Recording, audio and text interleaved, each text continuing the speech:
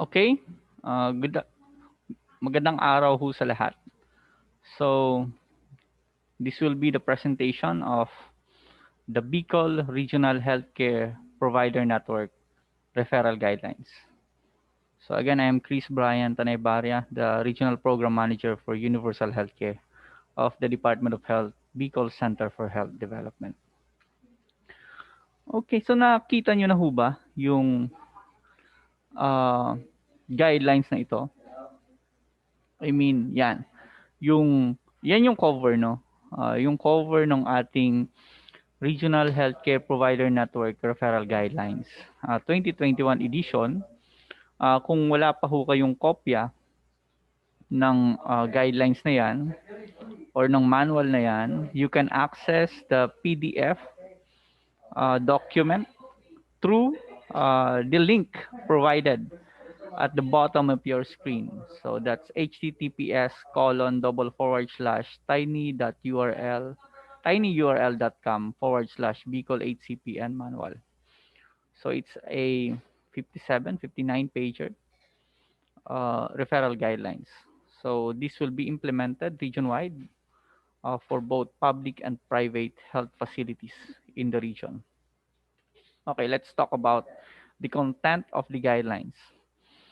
So, sinasabi sa Section 17.3.A of the UHCIRR and Section 18.4.C of the UHC Implementing Rules and Regulation, dinefine ho dito sa dalawang sections na ito yung pagkakaiba or yung definition mismo ng primary care provider network at healthcare provider network. So ano nga ba yung pagkakaiba ng dalawa?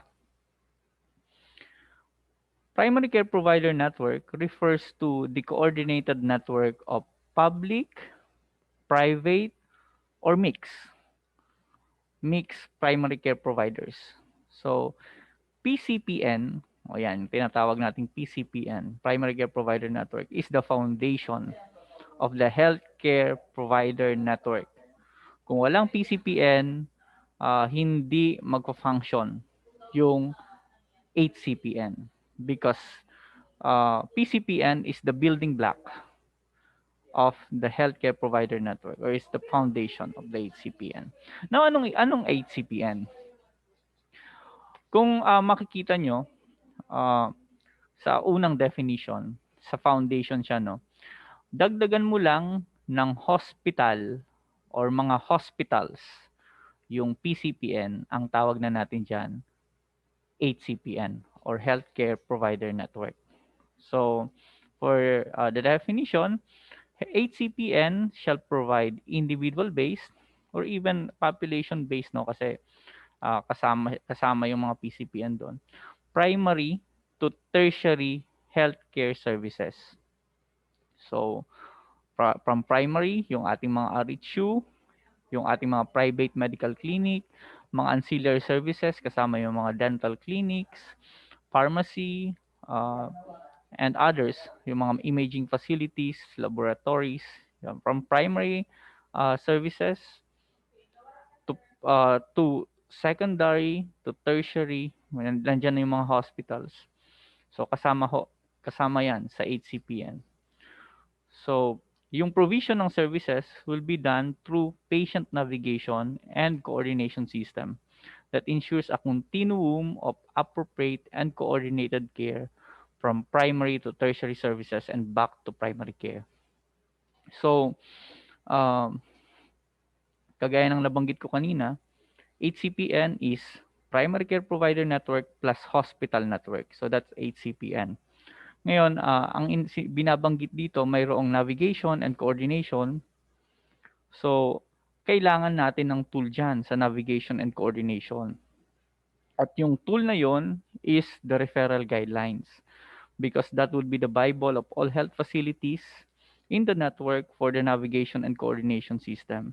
Of course, sa HCPN referral guidelines, naka-annex ho doon yung HCPN directory kung saan nandoon yung mga contact details ng ating mga health facilities at anong mga services na pinoprovide nila. So, ayan, sinasabi diyan primary to tertiary services and back to primary care. Kung kailangan ng back referral, so nire-refer siya. Kung hindi naman, kung yung pasyente dumiretso sa halimbawa sa BRTTH, dumiretso yung pasyente sa BRTTH at pang ubot sipon lang naman yung kaso niya. So nire-refer back siya doon sa appropriate facility na dapat mag-handle lang sa kanya. So, yun ho yung ating primary care provider network at healthcare provider network. Okay.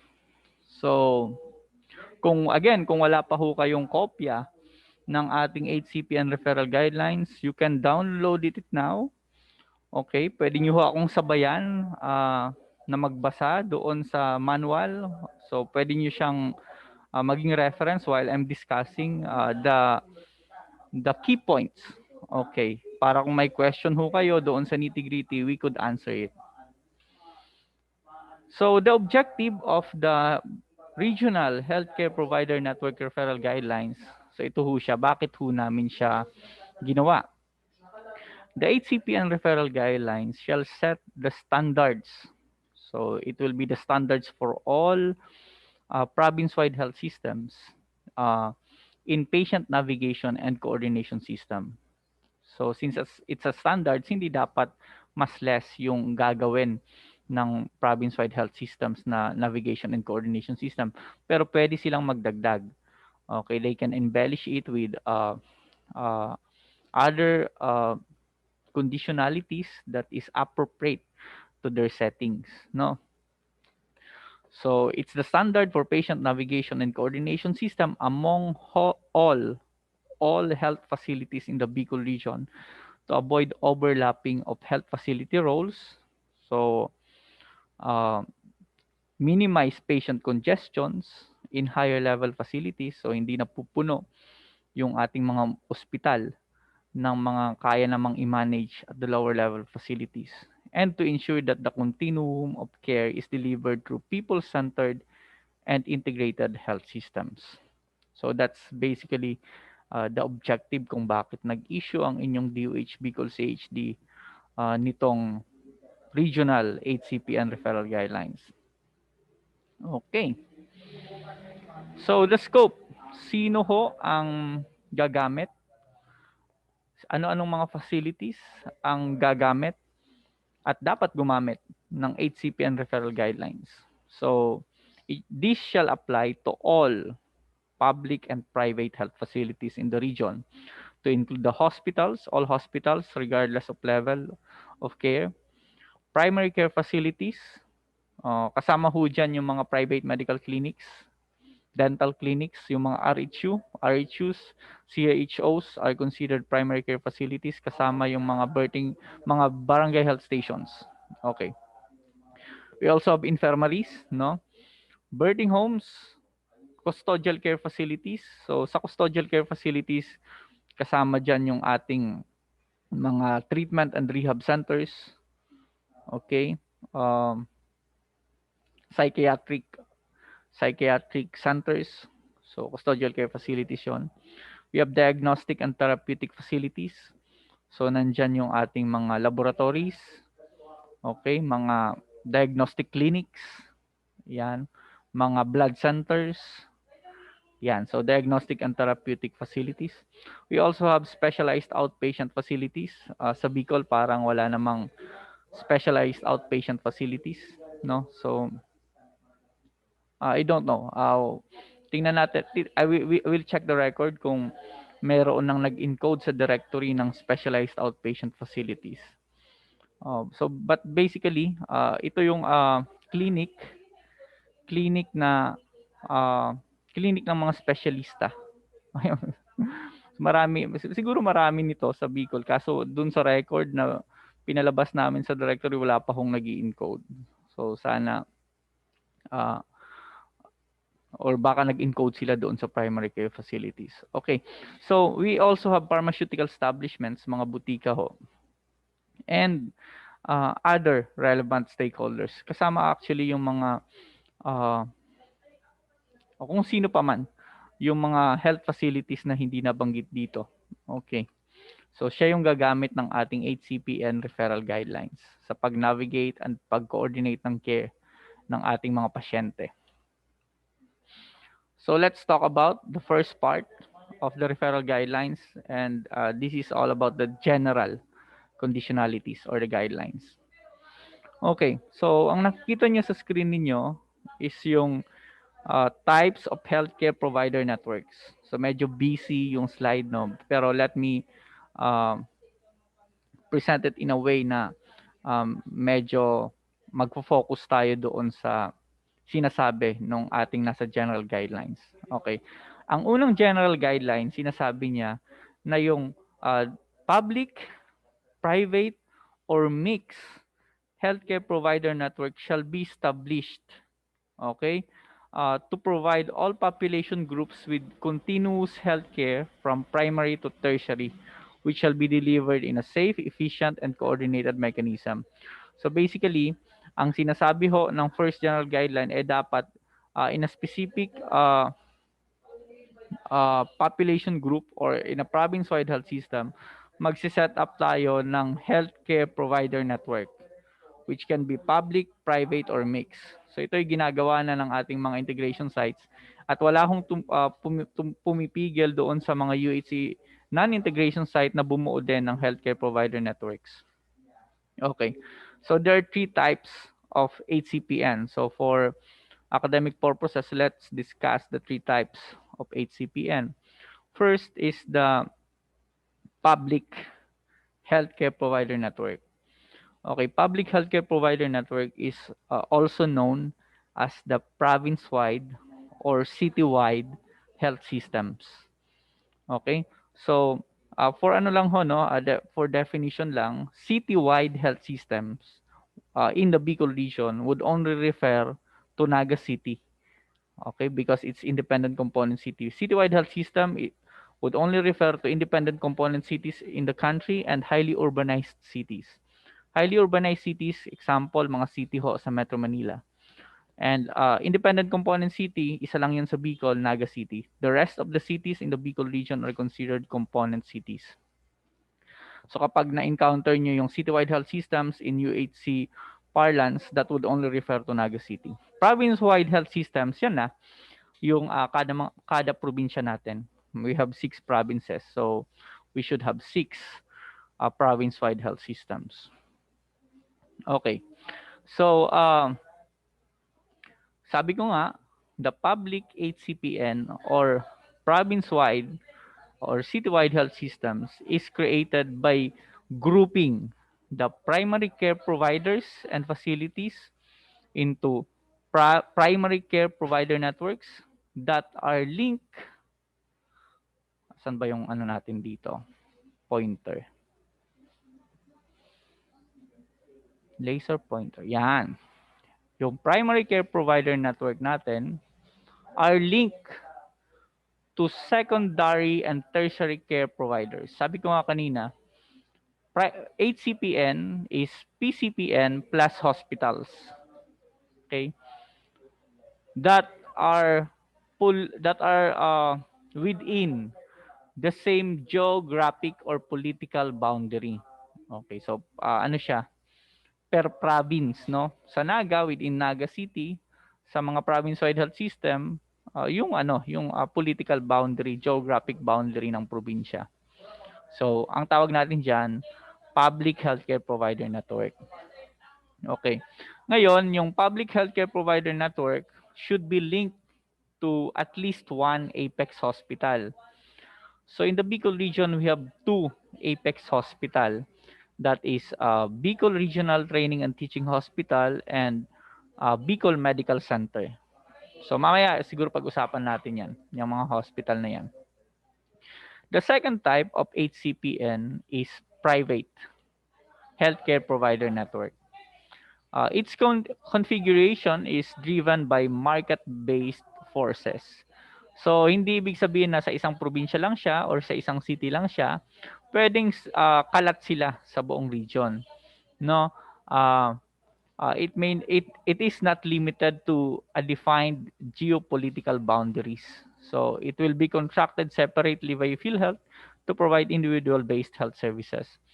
So, pwedeng yung mga primary care providers is kalat sa region, tapos ang secondary, tertiary care nila nasa isa o dalawang probinsya lang. So halimbawa lang no, hypothetical, mayroon tayong mga U8 tama ba? Mayroon tayong mga Clinic X, Clinic Y ng isang private hospital. Yan, diyan sa SM Legazpi may clinic ng isang private hospital. So, sabihin natin maraming mga clinic yung private hospital na yon across the region. Then, mayroon din siyang secondary care facility at mayroon din siyang tertiary care facility. O kung hindi man siya may-ari mismo, kakontrata niya yung ibang mga private private hospitals. So, ang tawag ho dyan private. Ang importante dito dapat buo. Mayroon siyang primary care provider networks at mayroon siyang secondary care facility, mayroon siyang tertiary care facility at mayroon din siyang Apex Hospital. Hindi pwedeng lahat lang mga clinics. So dapat buo para masabi nating private healthcare provider network ito. Sa Bicol wala pa tayong nakikitang buo na private healthcare provider network. In the National Capital Region may marami na mga private HCPN. So, sa Bicol wala pa tayong nakikitang model na ganyan. At nakalink din siya sa Apex Hospital. Okay? For the third type of HCPN, ang tawag natin dyan, mixed HCPN. So, from the word itself, both public and private entities have co-ownership of all health facilities and services within the network. So, co-ownership refers to ownership of health facilities and services within a network by at least two or more juridical entities where the co-owners agree on their network sharing. So, wala rin tayong nakikitang mix pa na healthcare provider network sa Bicol. So, pwedeng mangyari to kapag yung provincial government, si governor with the authority of the Sangguniang Panlalawigan, would enter into a joint venture agreement with private hospitals and clinics. So that can happen, no? Or this may also happen through public-private partnerships. Pero wala pa tayong nakita sa Bicol. Lahat pa lang binubuo natin ngayon is yung public healthcare provider network. So that's the types of healthcare provider networks. So at least may idea na kayo kung ano yan. Okay. So, pangalawang guideline, general guideline na nakasulat sa ating manual is that sinasabi doon, all HCPN shall have functional care coordination with PCPN, serving as patient initial contact and navigator.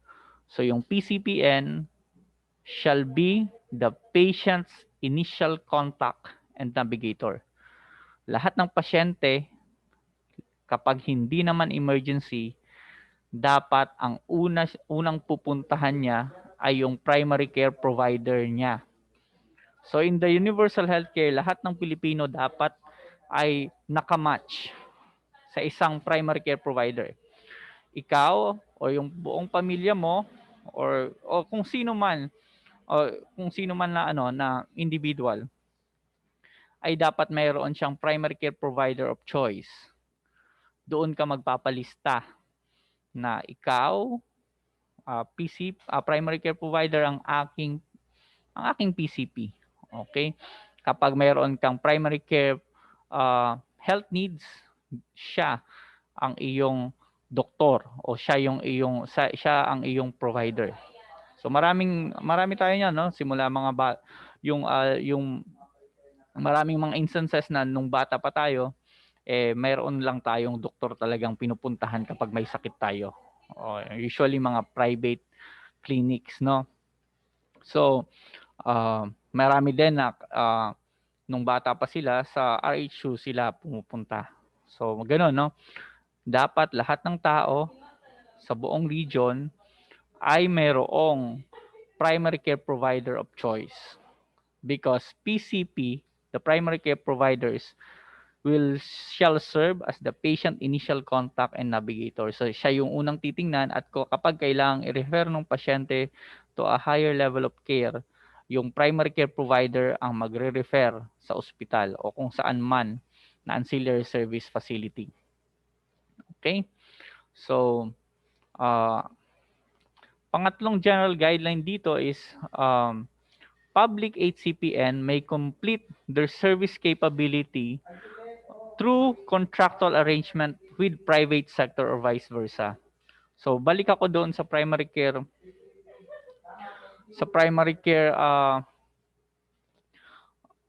providers.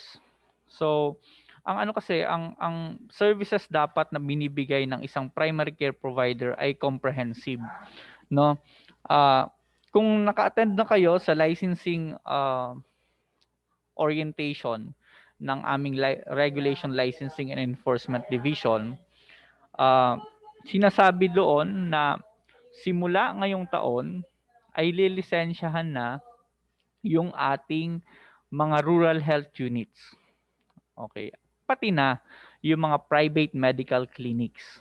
Lilisensyahan na sila kasi previously hindi sila nililisensyahan. Maalala nyo, ang nililisensyahan lang dati ay yung ating mga birthing homes, yung ating mga laboratory, yung ating mga butika, o yan, and mga ospital. So, hindi nililisensyahan yung mga private medical clinic, usually mayor's permit lang ang kailangan para makapag-operate sila.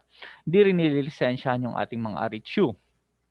So, in short, hindi kontrolado ng Department of Health before yung completeness ng services na napoprovide ng ating mga primary care providers.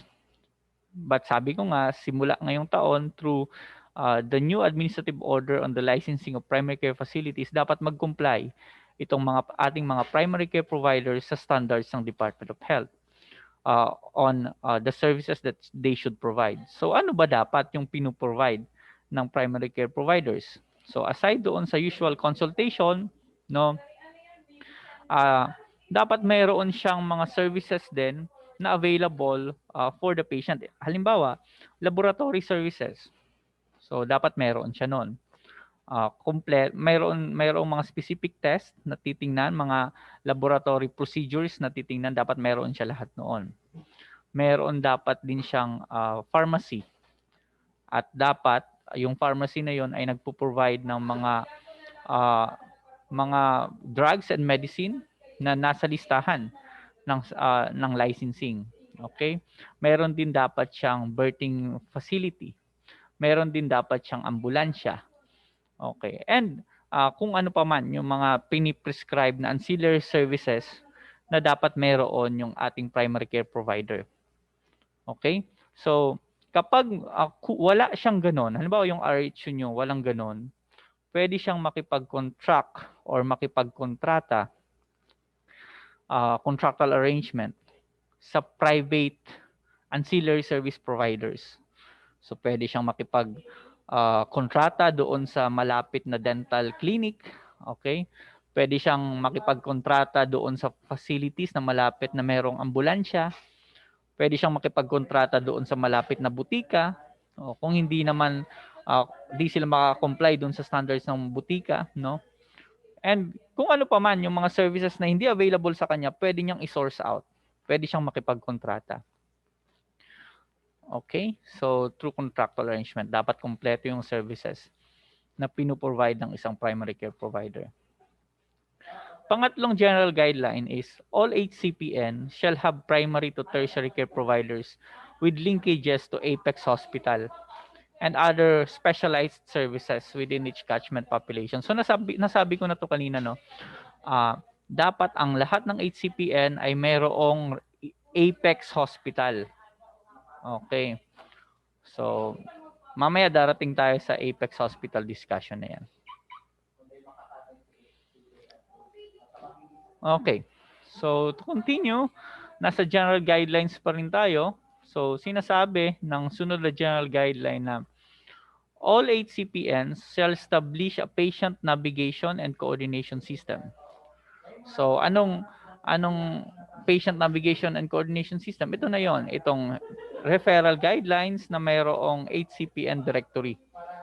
So basically, this is the main tool uh, for us to operationally run the HCPN system in the region.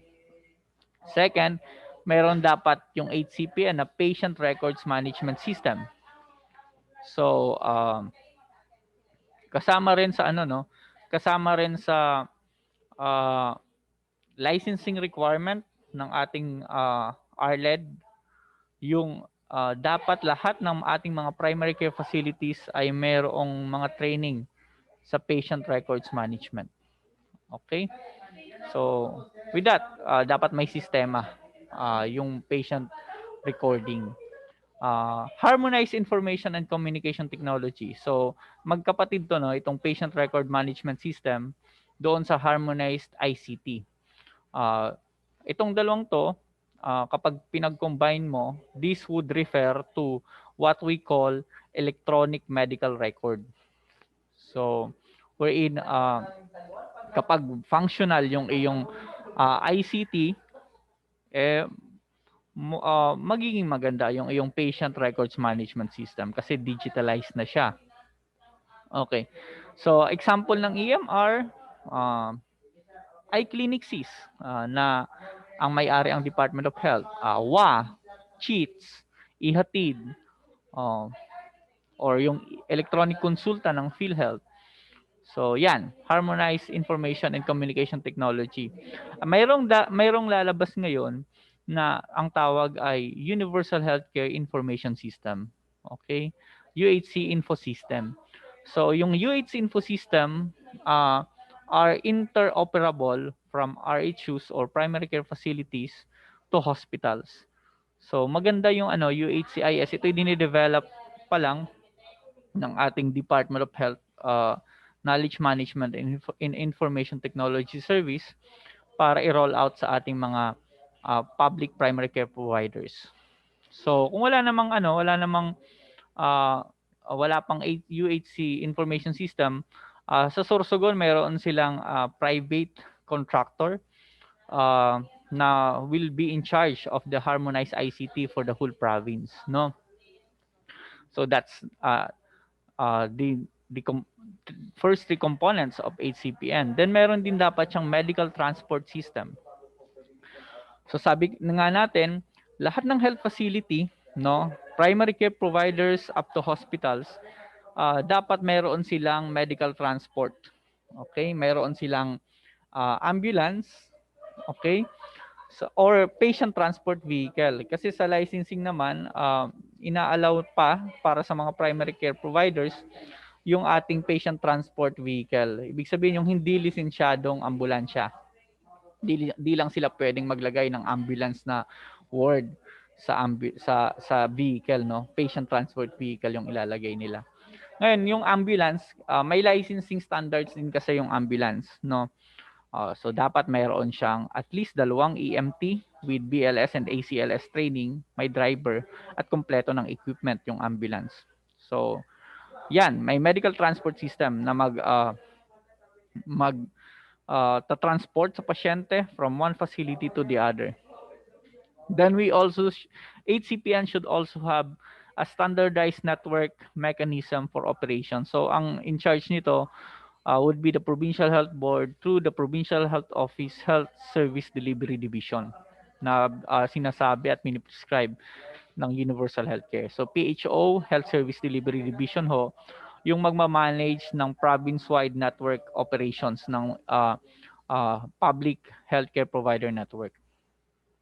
So sila yung yung sa standards dapat they will oversee and supervise that all facilities in the network are following and complying with the set standards of the network and others. Then the HCPN shall establish financial and performance management systems. So yung financial, mayroon kasing sinasabi ang Universal Healthcare na financial integration wherein all grants, fund support, and other support from national government agencies will uh, will go directly to the pooled fund of the network. Special health fund yung tawag. It will be managed by the provincial health office, provincial health board through the provincial health office. So kasama diyan yung performance management. Uh, Pwedeng ano yan, no? Monthly or quarterly performance and budget utilization reviews and physical and financial accomplishment reviews. Ayan. So, performance management kasama siya. Okay, that's the nasa general guidelines pa lang tayo, no? Another one, no? So, medyo busy uli yung slide. Isa-isayin ulit natin. Ano pa dapat meron ng isang healthcare provider network? Okay, kasi di natin ma-implement yung referral guidelines kapag hindi kompleto yung ating hindi nagwo-work yung ating HCPN. So ito yung mga kailangan nating mga requirements in addition doon sa mga nabanggit na kanina. DOH Hospital shall endeavor to become Apex Hospital. So nasabi ko na that in the Bicol region, dalawa yung ating Apex Hospital. No, the Bicol Medical Center and the Bicol Regional Training and Teaching Hospital. So, referral decisions, pangalawa, uh, are grounded on good medical practice based on evidence. So, based on clinical practice guidelines and the like. Third, referral is initiated by the facility staff and may result into consultation, into diagnostic services, and or transfer of service. So, pwedeng yung referral hindi lang direkta palagi sa ospital. So, pwede siyang i-refer for the patient to have a laboratory test doon sa network niyang ancillary service, no? Or kung ano pa man na mga ancillary services ang kailangan ng pasyente. Okay? The patient is the responsibility of the whole HCPN system. Hindi pwedeng bahala na yung pasyente. Magpakonsulta sa RHU, i-refer mo, bigay mo yung referral slip sa pasyente, bahala na siya sa buhay niya kung pupunta siya o hindi doon sa pinapapuntahan mong facility. Usually yan ang nangyayari, kaya yung mga pasyente hindi na lang nawawala na sa sistema. Instead na ni-refer mo siya sa ospital, bumalik siya sa bahay niya at hindi na pumunta doon sa ospital na nireferan mo or doon sa espesyalistang nireferan mo. Kasi parang bahala na siya sa buhay niya, quote and quote. So ang dapat mangyari dito is kung i-refer mo yung pasyente, tatawag ka doon sa pagre-referan mo na mayroon kang pasyente at itong detalye niya at papunta siya dyan at yung pasyente ay mayroong kang ipoprovide na transport vehicle papunta doon sa pagre-referan mo, lalo na kung emergency ito. Okay? So, yan, it's the responsibility of the whole HCPN system. Next, so yung system resources must be dedicated to the care of this patient regardless of their locality where the patient is residing. So yung HCPN, Healthcare Provider Network, dapat mayroong mga resources to satisfy these standards, no? Again, the one who will manage the whole system is the provincial health board through the provincial health office. Okay. Next, the client in transition from referring to the receiving facility in the network is given the level of respect and care similar to the health facility's own client or patient. Okay. And then all hospitals, public man or private, within the healthcare provider network shall have a public health unit to facilitate the implementation of population-based health services and seamless patient navigation within the HCPN. Nakailang palabas na ho kami ng issuances sa DOH CHT Bicol na lahat ng ating ospital, public man yan or private, dapat mag-establish sila ng public health unit. Mamaya pag-uusapan natin trabaho ng public health unit. Okay.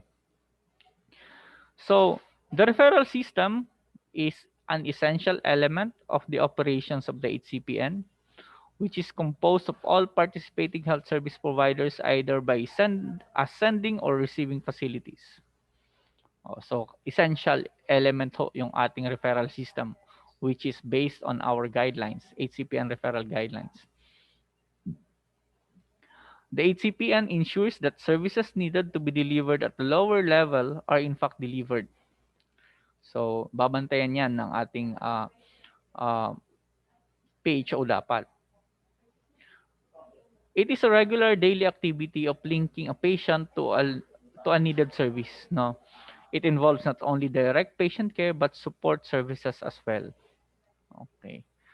So, hindi lang konsulta, kasama yung mga support services kung kailangan siyang um, bigyan ng transport service and others, no. A referral system will function effectively if all service providers are expected to adhere to the referral discipline, to refer appropriately, and to follow the agreed protocols of care. So, kailangan sumunod sa guidelines. Then the referral system is open to revision in the light of practical experience and in order to meet the goals of the health system's uh, overall uh, vision. So, pwede siyang i-revise, no, ng ating PHO. This is the standard, they can embellish it. Okay? So, pwede silang magdagdag. So, pwede siyang i-revise. Roles and function of every level of care are clearly defined to avoid duplication. So, yun ho yung ating mga general guidelines. Okay? So, basically, yun ang mga na-discuss natin. Dapat mayroon yung healthcare provider network ng mga ganon. Okay, or the network should work na dapat makumpleto yung mga components ng HCPN so that seamless yung magiging operations ng buong healthcare provider network. Now, let's proceed to the specific guidelines. Okay pa ba kayo dyan? Okay, so bigyan nyo pa, tingnan ko nga. So, pwede ba nyo akong bigyan ng thumbs up? Kung nandyan pa kayo, ay hindi pala pwede to. Naka-event pala. Alright, sige. So, let's proceed to the specific guidelines. Specific. So, ito na. Okay. Provincial Health Office Health Service Delivery Division. Okay, so the Provincial Health Board through the PHO Health Service Delivery Division shall spearhead and supervise, tama ba? Will spearhead and supervise the implementation of the referral guidelines in the respective jurisdiction. So, yun ho, no? Ang in charge sa supervision and implementation ng ating referral guidelines within the provincial boundaries ay yung ating Provincial Health Board through the Provincial Health Office Health Service Delivery Division. Okay. Then, Apex Hospital. So, the Apex Hospital of the region shall cover areas based on their geographical location. So, the Bicol Medical Center shall receive patient referrals from the provinces of Camarines Sur, Camarines Norte, and part of the Burias Island of Masbate. So yun ang coverage ng Bicol Medical Center. Cam Sur, Cam Norte, and part of Burias Island, Masbate. The Bicol Regional Training and Teaching Hospital shall receive patient referrals from the provinces of Albay, Sorsogon, Masbate, and Catanduanes. Okay, so 4 na probinsya hawak nung BRTTH. Yung BMC, Camsur, Cam Norte, and part of Burias. Malaki naman kasi yung Camsur. Okay?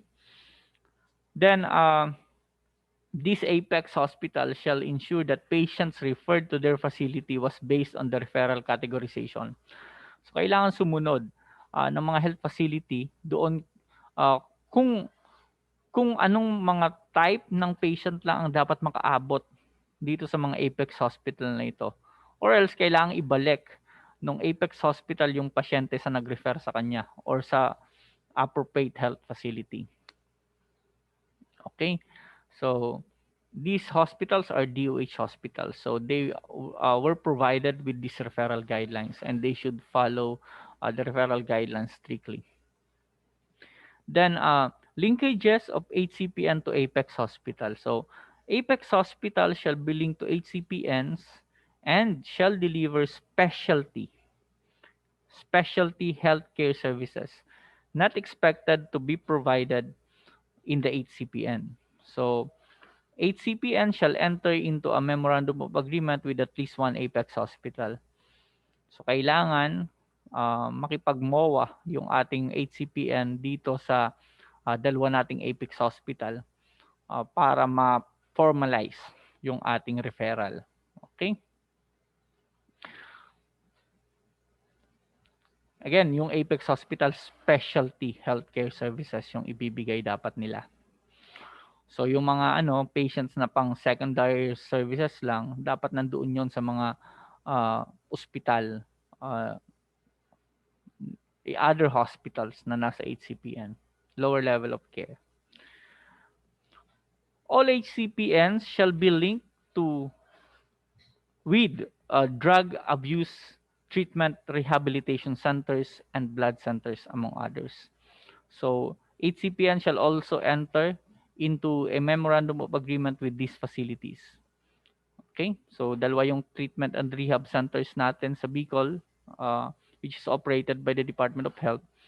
Mayroon din tayong mga LGU operated TRCs, no.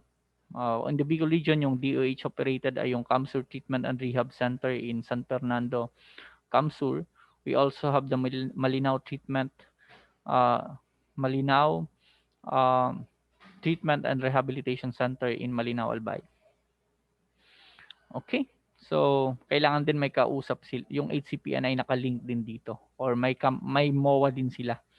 Okay, especially in referral of patients. Okay. So, nasa specific guideline tayo, no. So, components of the healthcare provider network na pasakalihan ko na to kanina, no. Pero ito mas specific. So, yung components ng ating HCPN, meron siyang primary care provider network, yung naka-box dito. Tapos meron siyang network of hospitals diyan sa taas. Then meron tayong Apex Hospital. Okay, so nasabi ko na rin na yung primary care facility, kung kulang yung kanyang services, dapat meron siyang kamoa or kausap ng mga ancillary service provider to complete the services at the primary care level. So may kung wala siya sa facility niya mismong imaging facility, so dapat may kamoa siyang X-ray facility or other imaging facility. Mayroon siyang kamowang birthing facility kung wala siya. Mayroon siyang pharmacy na kamoa, no? Mayroon siyang kamowang dental clinic. Mayroon siyang kamowang ano pa ba? And other ancillary services. Okay, based on the licensing standards. Then sa taas, nandyan yung ating hospital networks. Nandito yung mga infirmaries. So in between the primary care to hospitals, may infirmary tayo dyan. And hospitals, dapat mayroong at least isa na level 1 sa network. Mayroon ding at least dalawa o tatlo na hospital providing level 2 or 3. At least one, sorry. At least one level 1 hospital or at least one level 2 or 3 hospital in the network. Okay? So, itong global budget, hindi ko na muna i-discuss, no? Kasi referral manual yung ating pinag-uusapan. Next. So, all HCPN shall have all the facilities in the network license, no. So all public and private health facilities that are part of the network shall be licensed by the DOH and accredited by PhilHealth. Okay, kung ano man na PhilHealth package yan, accredited dapat sila at lisensyado ng Department of Health.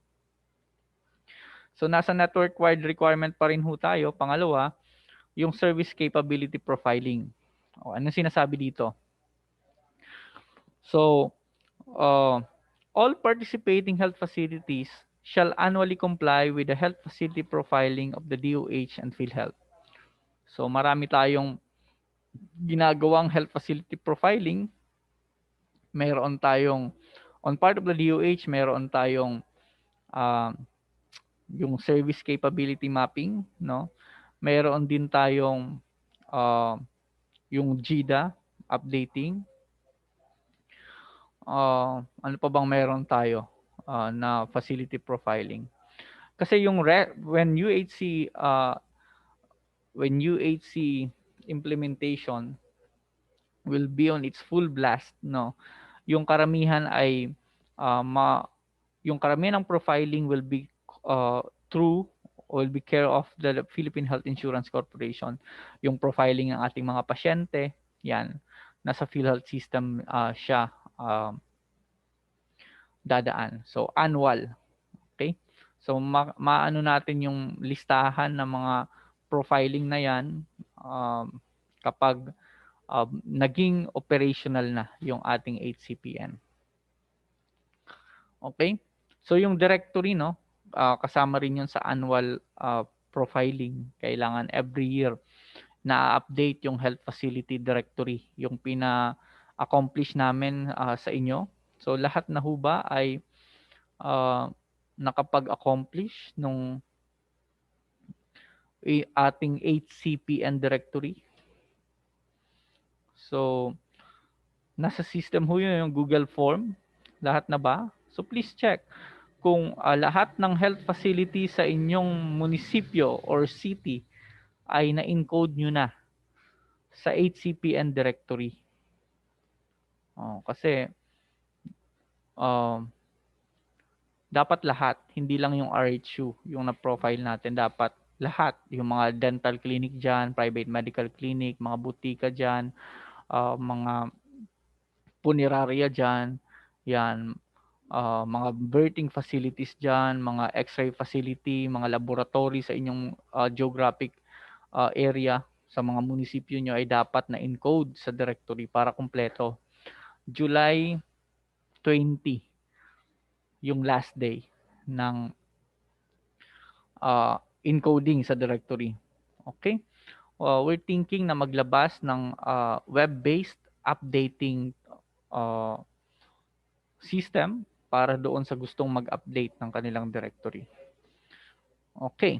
So, binanggit doon sa ating circular na dapat ang RHU mag-designate ng isang tao na to ensure that all health facilities in the respective territorial jurisdiction ay nakapag-encode or na-encode sa HCPN directory. Then we have all HCPNs and their apex hospital shall endeavor to meet access standards for health facilities in alignment with the Philippine Health Facility Development Plan, wherein people shall have access to primary care facility within 30 minutes travel time and to hospital within 1 hour travel time. So dapat mayroong plano yung HCPN to meet this requirement of at least 30 minutes access of to primary care facility and at least 1 hour access to hospital. Next. So nasa ano pa rin tayo, network wide requirement, no? Primary based coordination, number 3. So the HCPN shall establish a functional referral system rooted in effective primary care navigation across the network. So una, HCPN shall develop a localized referral protocol. So ito na nga yun, no? We have provided the HCPN referral guidelines to our province-wide health systems and they can localize the referral protocol. Pwede nilang dagdagan. Pero hindi pwedeng bawasan. Pwede nilang dagdagan. Pangalawa, patient records management system. So, dapat yung patient records management system is interoperable in all member health facilities, capable of real-time information sharing. So, ito nga yung sinasabi ko, karamihan ho ng ating mga probinsya wala pa nito. So, pag nababa yung ating UHC information system, It's an interoperable electronic medical record from RHU to hospitals para hindi na paulit-ulit yung interview sa pasyente. I-refer mo, interviewin mo na naman sa ospital, refer mo, ginawan mo na ng labs, ilalab na naman sa ospital. So hindi maraming duplication at mayroong mga inefficiency sa system. So with patient record management system interoperable to all member health facilities, magiging maganda yung sistema. So while in the interim, wala pa tayong interoperable electronic medical record system from RHU to hospitals, we can utilize our existing EMRs. Okay. Pangatlo, HCPN shall ensure the availability of ambulances and patient transport vehicles as necessary for each catchment population. Nasabi ko na kanina, dapat merong ambulansya. Okay. So, at sana yung ambulansya hindi nakatambay sa munisipyo. Dapat yung ambulansya ay nakapark adjacent to the health facility. Okay? Then we have yung pang-apat, HCPN shall standardize the process of communication. So, meron tayong appropriate communication facilities dapat available for contact during operations. Meron dapat, example, may telephone yung facility, may cellphone, two-way radio, kung ano pa man, appropriate communication facilities in your area. Meron din tayong standardized communication tool for endorsement. So, yung SBAR. Okay? Situation, background, assessment, and recommendation tool. So, mayroon tayong SBAR. Pwede ko bang i-share yon? Yes. I-share natin. So, gagamitin to ng lahat ng mga magre-refer. Standard Communication Protocols. So, SBAR. SBAR. So, so pwede itong pwedeng i-translate into your local dialect or whatever is comfortable doon sa HCPN, no. Pangalan, I am calling about an emergency referral. Who am I talking with? Patient X with chip complaint problem. Present working impression is, current vital signs are. So SBAR, no. Background. Patient has a clinical history, findings are, treatment given are. I think the patient concern is, yan, recommendation, we would like to transfer the patient immediately. Are you okay with the plan? Is there anything I need to do in the meantime? So yan, may response then. Name of the receiver and position. Yes, please transfer to our facility immediately. No, our facility capacity is full. Please transfer to other instructions. So SBAR. Yun yung binabanggit dyan na uh, situation background assessment recommendation communication tool. Nasa Annex F ng ating guidelines. So, uniform referral form with minimum data components indicated in Annex A of our guideline. So, referral form. So, meron din tayong standard referral form.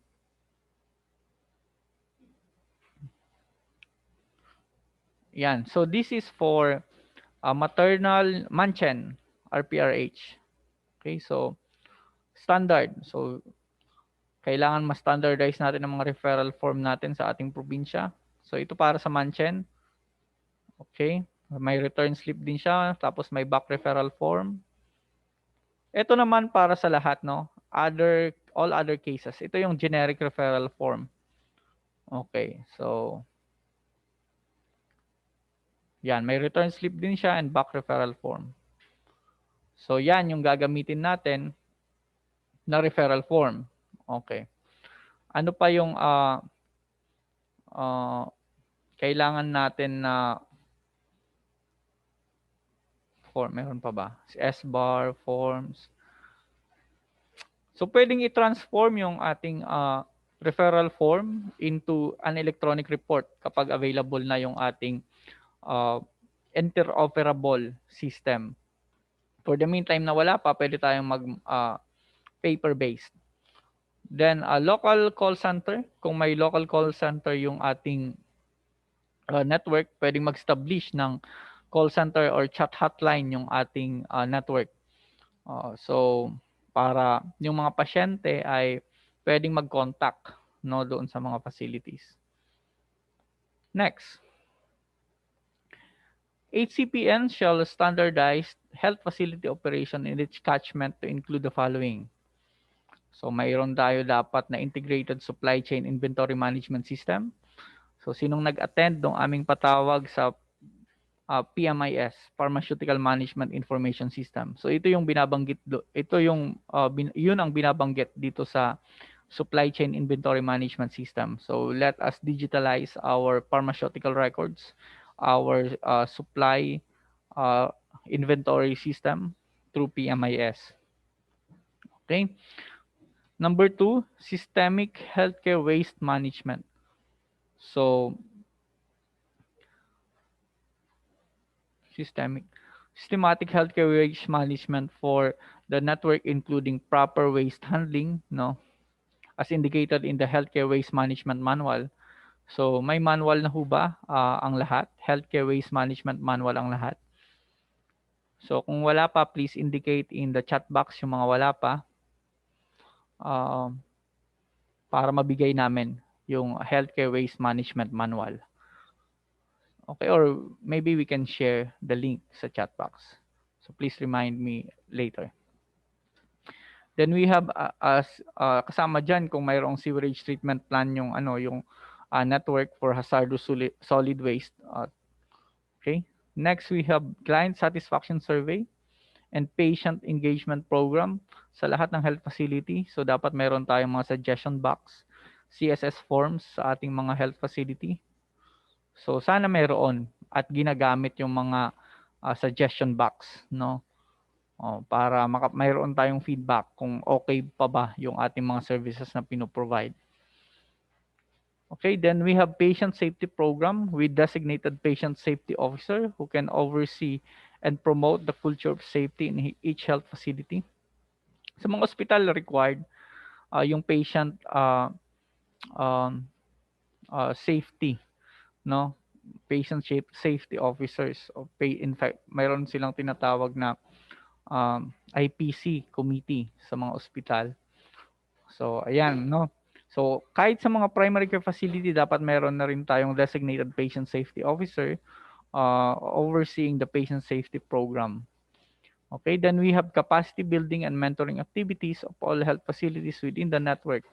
So, dapat mayroong ginagawa ang ating provincial health office, health service delivery division, or the health system support division on the capacity building and mentoring activities ng lahat ng mga facilities within the jurisdiction of the HCPN.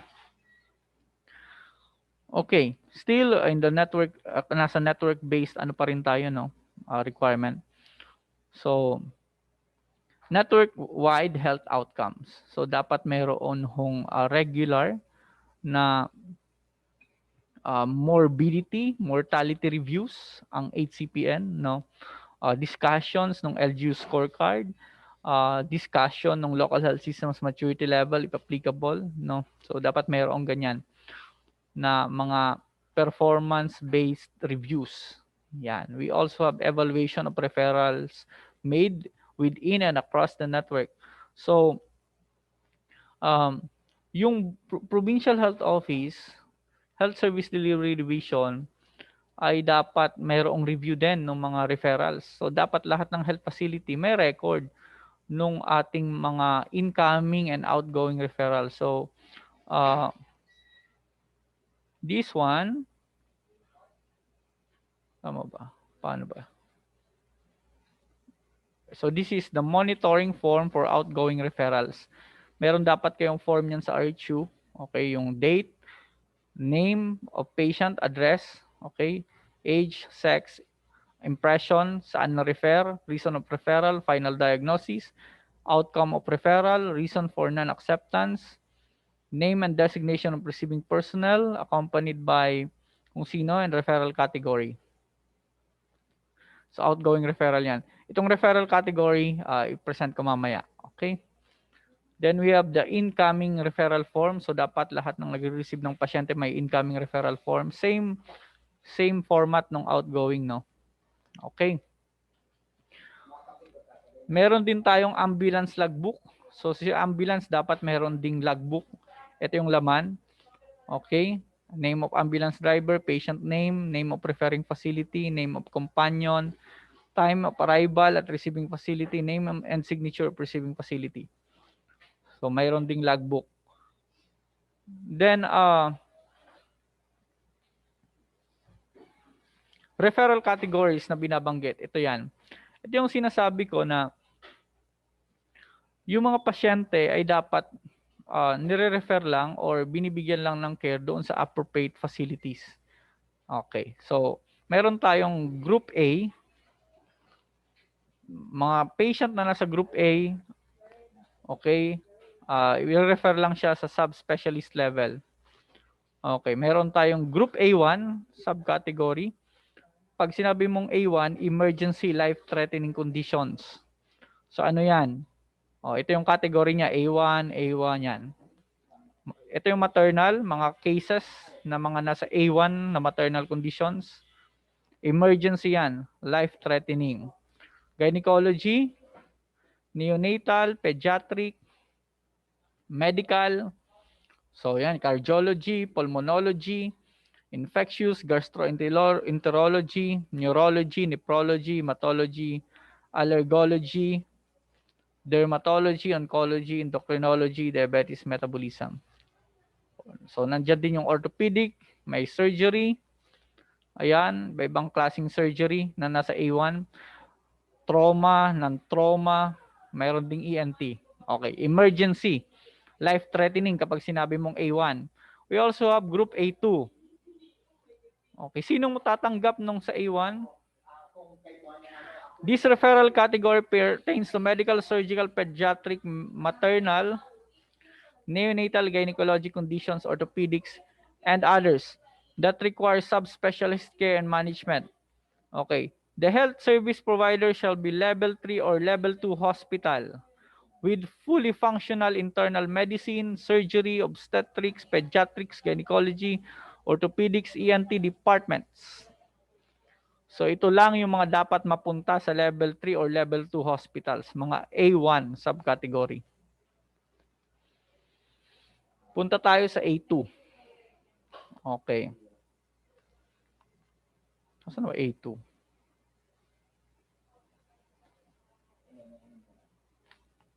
Okay. Sa level 2 and 3 len, aabot yung ano no? Aabot yung A2, level 2 and 3 hospitals. O pwedeng umabot sa ating Apex Hospital din yung mga nasa group A no. Urgent, yung ating A2. Urgent, non-life threatening but needs immediate care. Okay? So, urgent and non-urgent conditions that require subspecialist evaluation and management. So, kasama sa A2, okay, again, nasa level 2, level 3 hospitals to i-manage. O, yan, mga maternal conditions, naka-enumerate dyan, di ko na isa-isahin, nasa, ano siya, Annex A. Annex A ba? Ng guidelines. Anyway, yan. Gynecology, pediatrics, medical, orthopedic, surgery, etc. Okay. If A2 conditions are symptomatic, manage as A1. So, regardless, dadalhin siya sa level 2 or level 3 hospital. With ano. So, dito na tayo sa group B. So, sa group B naman, health service provider shall preferably a level 2. Level 2 hospital. Their internal medicine, surgery, obstetric, gynecology, pediatric services must have trained specialists. Okay? Group B1. Emergency conditions that require specialist evaluation. B1. Okay? Sa level 2 hospital siya refer. Yan. Mga maternal conditions. Hindi ko na isa-isahin. Kalista dyan lahat. B2. Urgent and non-urgent conditions. I-refer sa level 2 hospital. Yan.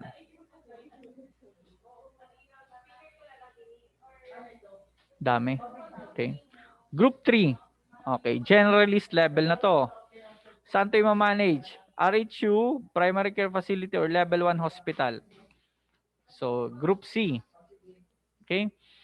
So, Group C1, emergency, okay, that require generalist evaluation and management. So, yan. Mga lacerations, leaking bag of water, neonatal infection, yan.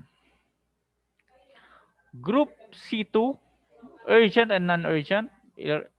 Sa level 1 hospital, RHU or clinics pa rin to. Yan.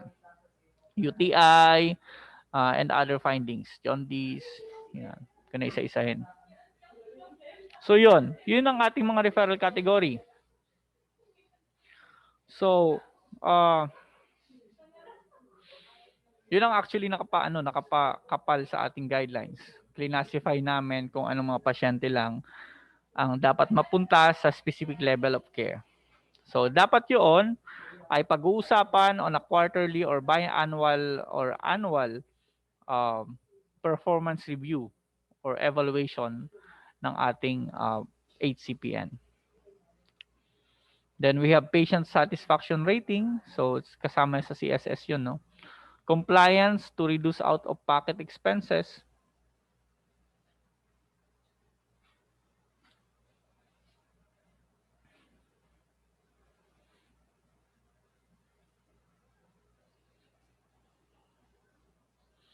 So, imo-monitor din dapat siya ng HCPN, no? Kung sumusunod ba sa no balance billing, no co-payment policy yung ating mga ospital, adherence to clinical practice guidelines, no? And accessibility and adequacy of health facilities and human resources and catchment population.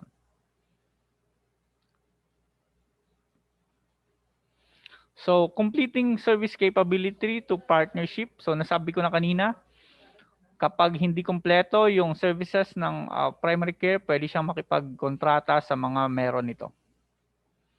Next. So, paano? Halimbawa, RHU ka, okay? Paano ka makikipagkontrata doon sa mga private na mga laboratory, pharmacy, birthing facility? Yan. Una, pwedeng dumaan sa RA 9184. Okay, yung Regular Procurement, Government Procurement Reform Act and its IRR. So, ibibidding. Oh. Pangalawa, pwedeng dumaan sa public-private partnership for health. So, govern siya ng pwedeng BOT law, no? Pwedeng NEDA joint venture guidelines, yan. Or yung sabi ko BOT build, operate, transfer law. So, pwede 'yon. Or yung RHU pwedeng mag-refer doon sa DILG guidelines on public partnership for the people or yung LGUP4. Okay, so pwede yung ganito yung mga arrangement on contracting. So kung ayaw mo nang i-manage yung dispensing unit nyo, may pagkontrata ka sa butika dyan. Wala kayong medtech na. Makipagkontrata kayo sa lab and other. Okay? Kanina nabanggit ko na dapat lahat ng ospital may public health unit. So, ito yung mga requirement, human resource requirement ng public health unit sa ospital. Sa level 1, may health education and promotion officer. Siya na rin yung magiging disease surveillance coordinator ng ospital na yon. We also have care navigator, pwedeng nurse or social worker, at mayroong admin staff. Okay. Sa level 2, mayroong HEPO, Health Education and Promotion Officer, may DSO, Disease Surveillance Officer, mayroong Disease Surveillance Coordinator, mayroong Care Navigator, at may admin. Sa level 3 hospital, ang nadagdag dyan ay ano bang nadagdag?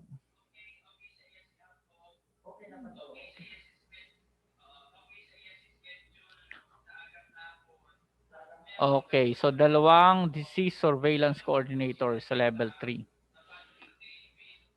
Okay, so ang role ng public health unit, nasa ospital siya, no? Siya yung tatanggap ng mga referral mula sa primary care facilities. Siya rin yung magre-refer kung upward referral or magre-refer back sa pasyente down to the lower level of care. Siya yung magna-navigate sa pasyente sa lahat ng services na pwede niyang i-avail sa ospital, no? So, siya rin yung in charge ng health education, siya rin yung nandito rin yung disease surveillance office, yung ESU ng ospital. So, ayan ho, no? Yan yung public health unit ng ating ospital. So, dapat lahat meron, public or private. Sa patient referral, okay. So, all referrals have a proper coordination with the receiving facility ng HPU. Public Health Unit, hindi HPU, PHU. Yan, PHU yan. So lahat ng pasyenteng i-refer sa ospital dapat i-coordinate sa Public Health Unit ng ospital. PHU, hindi HPU. Okay? So ang kausap ng RHU, Public Health Unit ng ospital. Kapag mayroong ifa-follow up ang RHU sa ospital, kausap niya Public Health Unit. O lahat ng usapan, outside communication ng ospital sa lahat ng mga health facility within the network, Public Health Unit ang in charge dyan. So the Public Health Unit shall ensure proper coordination and navigation of patients within the hospital and referral from the hospital or to higher level, referral from hospital to higher level facility or back to lower level facility and other necessary facilities in the network. Health, Public Health Unit. Then the receiving facility shall dedicate a telephone number or mobile number 24/7. Okay? 24/7 for mass accept referrals, both for emergency and urgent cases and for consultation OPD cases. All emergency and urgent referral categories shall be considered mass accept referrals. Hindi pwedeng tanggihan yung mga emergency case. Referral conditions shall be listed and indications for designating recipient facilities must be formalized. So kailangan the list shall be reviewed and updated from time to time. So kailangan lahat ng mga facilities within the network should agree, pumirma sa isang agreement na mag-a-abide sila doon sa referral guidelines. Okay? Referral guidelines shall be standardized. Yun na nga. Then all health workers involved in referral shall maintain proper decorum. So good manners, respect to fellow health workers, appropriate uniform, IDs, etc. So in relating with patients, patient relatives, and staff of referral and receiving facilities. So the conduction or transport of an emergency and urgent case shall be done after the receiving facility has been informed of the referral. Hindi ka magre-refer na, yan, pumunta ka na doon without properly informing them. Okay, kung ma-accommodate ba nila yung pasyente. So kailangan tatawag ka sa receiving facility before you refer emergency and urgent case. Okay, next. So this is the last slide for the specific guidelines. Ang susunod nito yung procedures na, no. So all cases under A2, B1, C2 category shall have early consultation or referrals with the referring facility. Okay, so ito yung mga hindi urgent. Okay, so dapat they should have early referral or consultation with the receiving facility. All patients in labor who will be referred shall preferably have a copy of the partograph. Buntis. Receiving facility shall disseminate the clinic and specialist schedules to the referring facilities and update as often as changes in the schedule in schedule occurs. Basically, itong Annex J, ito yung directory. So, nandoon na yung mga services na pinoprovide ng mga facilities nasa directory. Annex J. Receiving facilities which can no longer accommodate mass accept referrals for valid reasons shall be responsible for the patient and its transport to the next appropriate facility. So hindi nyo kayang i-accept, sila dapat yung mag-facilitate ng kung saan matatanggapin yung pasyenteng ospital. So the relative shall be informed of unavailability of rooms or special units. So like NICO, CCU, SICO, stroke unit, burn unit, other special units. Facilities shall be allowed to charge fees covering for the materials and supplies used in the initial management and transportation cost of the patient depending on their capability to pay as assessed by the facility designated. So, yan.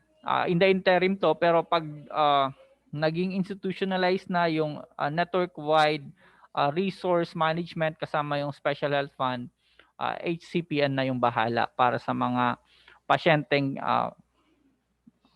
yung para sa schedule of fees. Okay? So each component that shall be added in the HCPN shall have a service level provider agreement and corresponding guidelines. Okay. In emergency situations wherein uh, the patient needs to be transferred to another facility, there is no relative to give consent and the patient cannot give consent for transfer. Ang magbibigay ng consent ay yung MHO o kung yung senior house officer or yung chief of hospital ang magbibigay ng consent kung walang kasama yung pasyente. Okay, so that's the general and specific guidelines. Ang susunod ay yung procedural referral guidelines.